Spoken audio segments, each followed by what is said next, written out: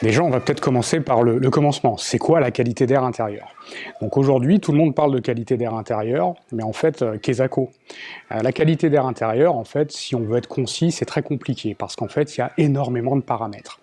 On va se concentrer, si vous le voulez bien, en tout cas pour les auditeurs, sur les 3 paramètres majeurs de la qualité d'air intérieur.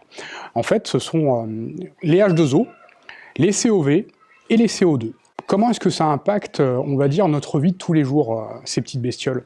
Eh bien, on va faire relativement simple. Le CO2, donc le dioxyde de carbone, c'est ce qu'on rejette quand on respire. En permanence, on rejette du CO2. Et à partir du moment où l'air est saturé en CO2, on commence à avoir des vrais problèmes mécaniques. Quel type de problème?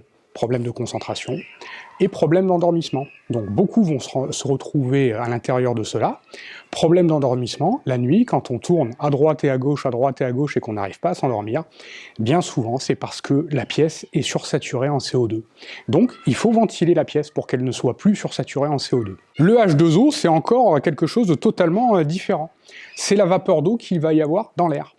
Le H2O, il est problématique à plusieurs niveaux. Déjà, le premier point, c'est qu'il va engendrer une dégradation du bâti prématuré. Pourquoi? Parce que l'humidité sur les murs, sur les fenêtres, partout, eh bien, ça dégrade le bâti.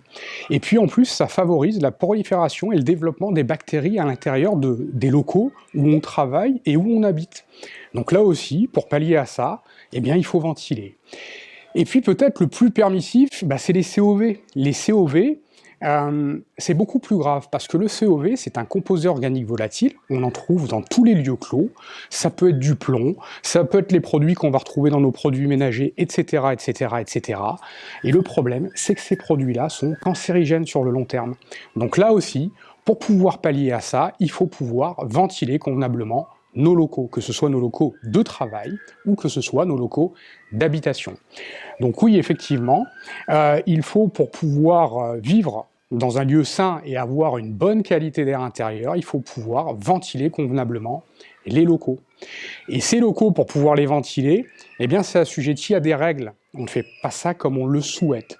Aujourd'hui, comme je le dis, nous sommes un peu les docteurs du bâtiment.